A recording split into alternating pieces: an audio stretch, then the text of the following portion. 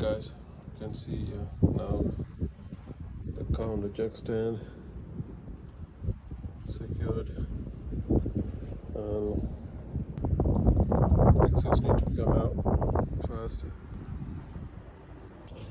Alright,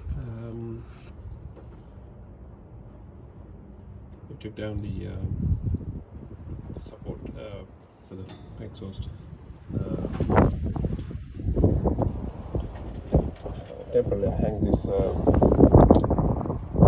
exhaust here. This bracket with a 230 volts. Just come out from the front. Yeah, let's figure it out. Managed to take the exhaust down, and the center bearing completely gone. I don't think the flex disc is the problem. Only the center bearing. There we go.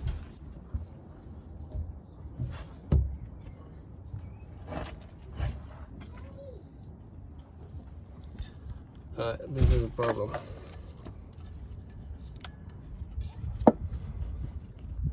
So the flex disc itself, checked it.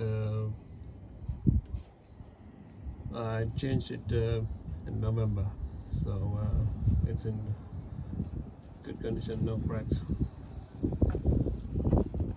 I wish I did the same thing to this, but by that time it wasn't a problem, so we do it again. Alright, managed to take the dry shaft out, and you can see the J-bear is not that perished. I mean, I changed it a few months back, November. Now it's April, so I don't think I have to change this. In order to take this off the drive shaft, I had to take the gearbox mount.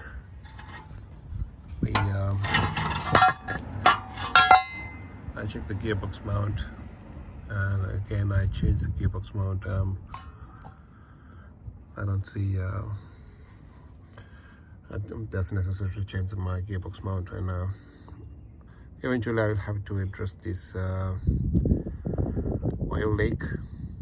You can see it's quite moist underneath my gearbox. So wasn't the easiest job.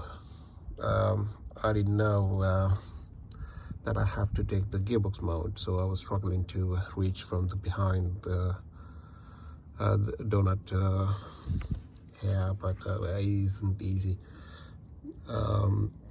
Best bit is take the gearbox mount down. It's a 6 bolts here. The nuts 6 each side and the middle one. Take it out, easy to access. And here I tried to take it off, but the rear differential bit, but you don't have to. Put a mark here and take your dry shaft off and change your mount. It's right here.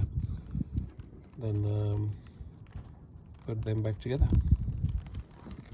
Hey guys, managed to fix the problem. That was only the issue with the center bearing. Center bearing, you might have seen in the previous shots, it was completely perished. There's nothing to absorb the pressure. That rubber mount is completely perished. So this is how the difference. Hope you can hear. In my first video you might hear the sound when I'm pulling. It's a 25-30 miles per hour. It's a RPM below 2. Always get the judder. It's been like months and I didn't have time to do anything. Finally got time yesterday and today. It's, to be honest, it's not the baddest job. It's the first thing is you need to lift it up more than 2 feet, or at least 1.5 feet from the ground, to crawl yourself in. And the exhaust needs to be come down completely. Needs to come out from the there's close to the flexi joint. You have that the connection. So from that connection, take it off, and that's the exhaust come out. After that, heat shield, if you have one underneath, take the heat shield down, then you can see everything. But I did some mistakes trying to taking off the drive shaft. You don't need to take the complete drive shaft off, but you need to take the front bit from the middle junction, the front bit off. So it's so much easier. The first I was struggling to take it out without taking down the gearbox mount.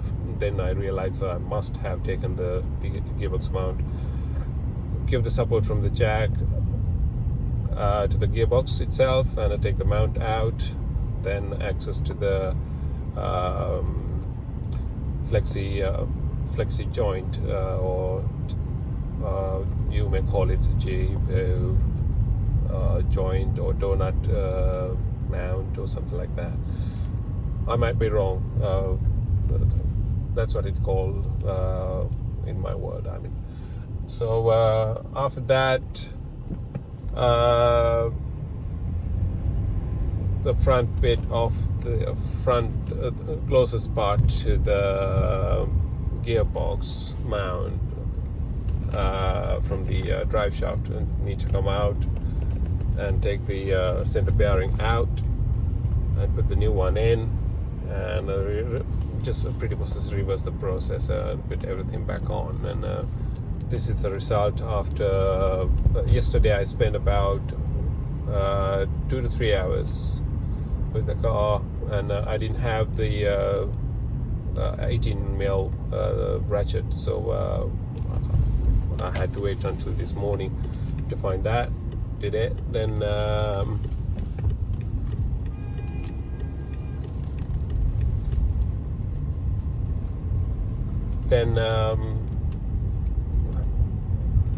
today I start about 12 o'clock.